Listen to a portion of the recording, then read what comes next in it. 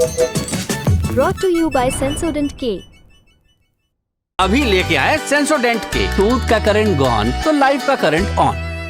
गर्मियों में हम अपना बड़ा ध्यान रखते हैं, खासकर स्किन का।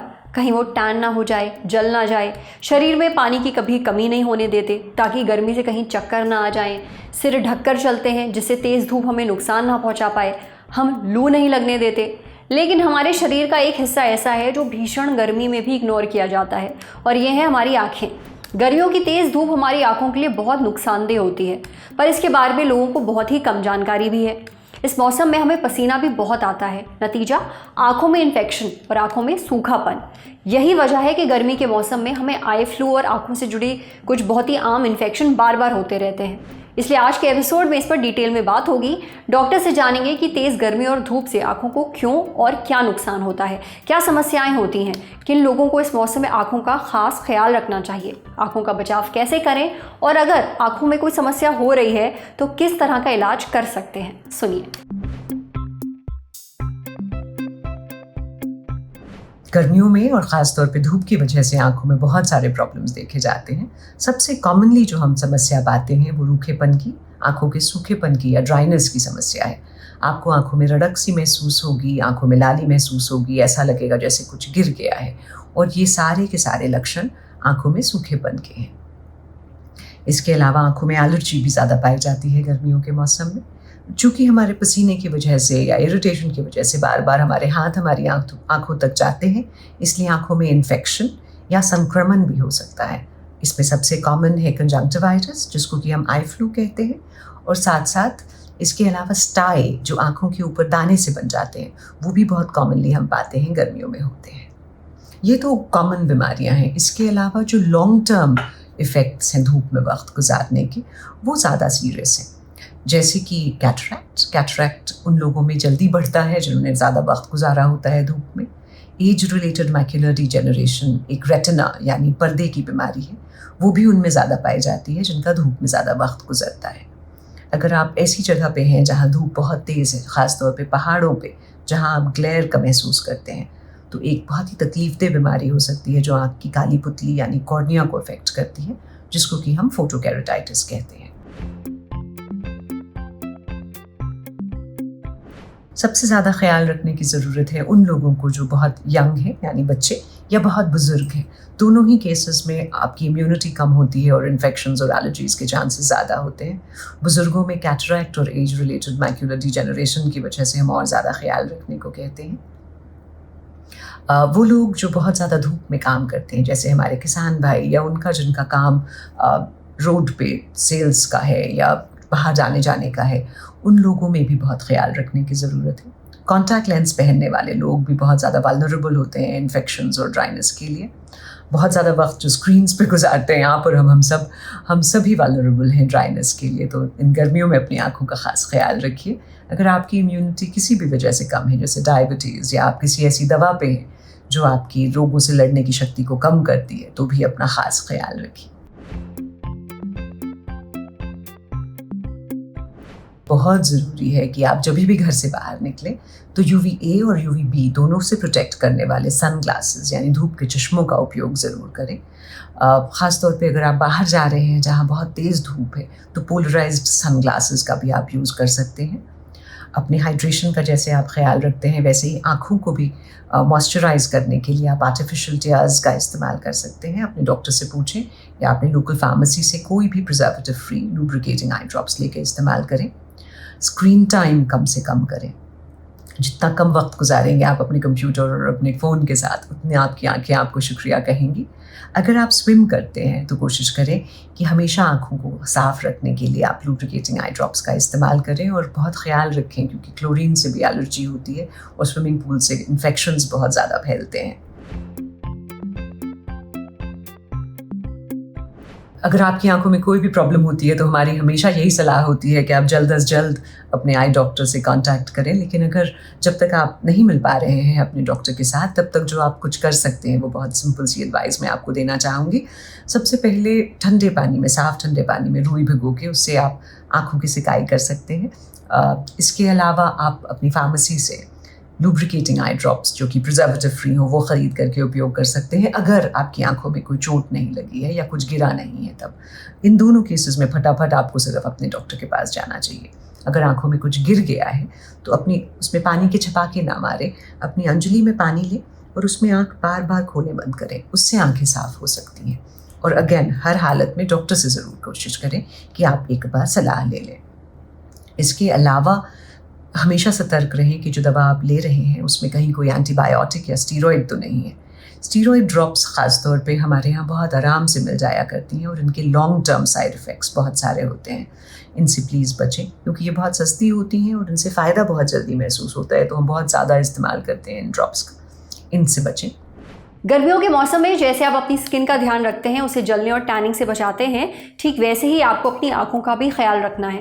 लोग भूल जाते हैं कि तेज़ गर्मी और धूप से आंखों को भी नुकसान पहुंचता है और उन्हें भी केयर की ज़रूरत है, इसलिए ध्यान रखें। अब बढ़ते हैं सेहत के अगले सेगमेंट की तरफ, तन की बात। जिन पुरुषों में टेस्टोस्टेरोन हार्मोन कम होता है उनको दिल की बीमारियों का खतरा ज़्यादा होता है। क्यों? डॉक्टर ने बताया।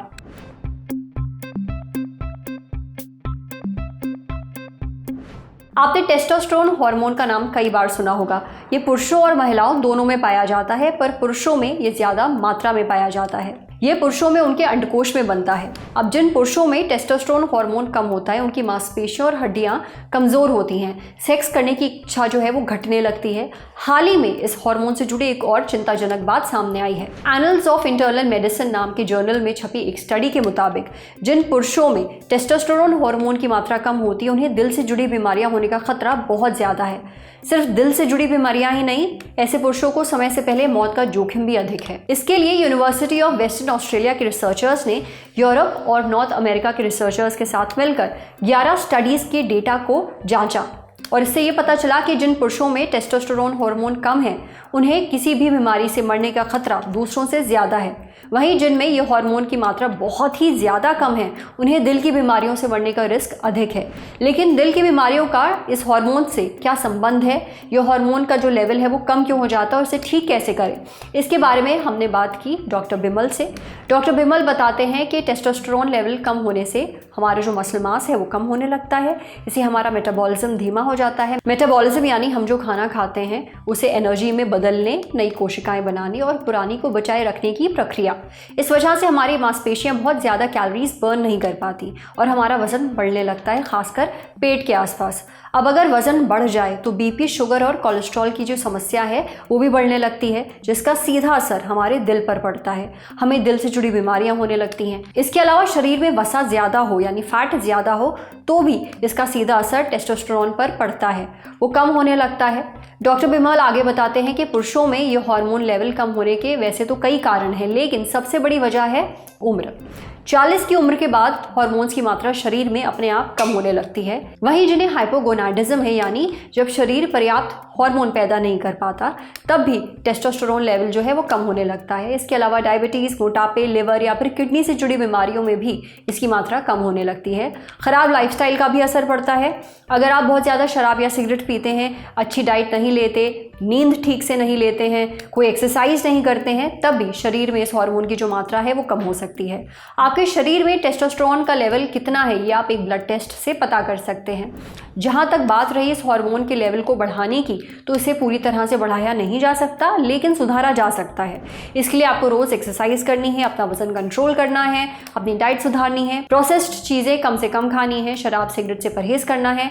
ऐसा खाना खाइए जिसमें प्रोटीन हो, हेल्दी फैट हो और साबुत अनाज हो। खाने में जिंक होना चाहिए, इसके लिए आप मीट और कद्दू के बीज खा सकते हैं।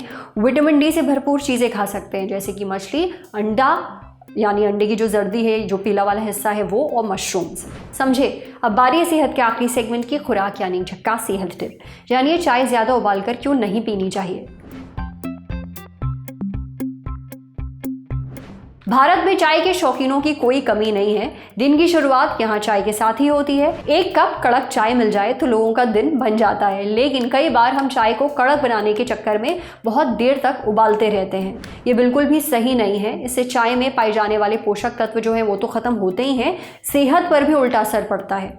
चाय को बहुत देर तक क्यों नहीं उबालना चाहिए, यह हमें बताया डाइटिशियन कविता शर्मा ने। डाइटिशियन कविता बताती हैं कि दूध में कई सारे पोषक तत्व पाए जाते हैं। जब हम दूध वाली चाय को बहुत देर तक उबालते हैं तो इससे दूध के पोषक तत्व जैसे कि विटामिन B12 कम होने लगते हैं। विटामिन B12 हमारी थकान दूर करता है। ऐसे में जब हम ज़्यादा उबली चाय पीते हैं तो थकान नहीं जाती है। देर तक उबाली गई चाय पचाना भी मुश्किल हो जाती है। साथ ही चाय में एसिड की मात्रा बढ़ जाती है। इससे हमें एसिडिटी हो सकती है या सीने में जलन महसूस हो सकती है। डाइटिशियन कविता आगे कहती हैं कि चाय को बहुत उबालने से उसका स्वाद भी बदल जाता है, उसमें कड़वाहट आ जाती है। इसके अलावा चाय में मौजूद एंटीऑक्सीडेंट भी कम हो जाते हैं। कैटेचिन और पॉलीफेनॉल्स जैसे लाभकारी तत्व टूटने लगते हैं। इससे इनका जो फ़ायदा है वो शरीर को नहीं मिल पाता है। चाय को बहुत ज़्यादा उबाला जाए तो उसमें एक्रिलामाइड जैसे तत्व पैदा होने लगते हैं और ये कैंसर का खतरा बढ़ाते हैं।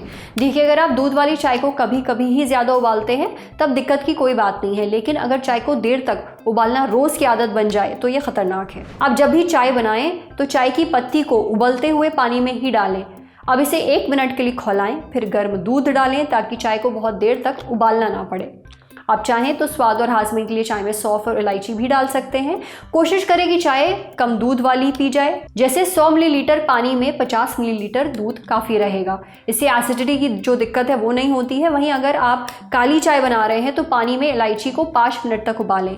अगर ग्रीन टी बना रहे हैं तो पानी को उबालने की ज़रूरत ही नहीं है, सिर्फ गर्म पानी से काम चल जाएगा। आज सेहत पर इतना ही। अगर आप एक डॉक्टर हैं, हमसे कुछ शेयर करना चाहते हैं तो जो ईमेल आईडी इस वक्त आपको अपनी स्क्रीन पर दिख रही है उस पर हमें एक मेल भेज दीजिए। शुक्रिया।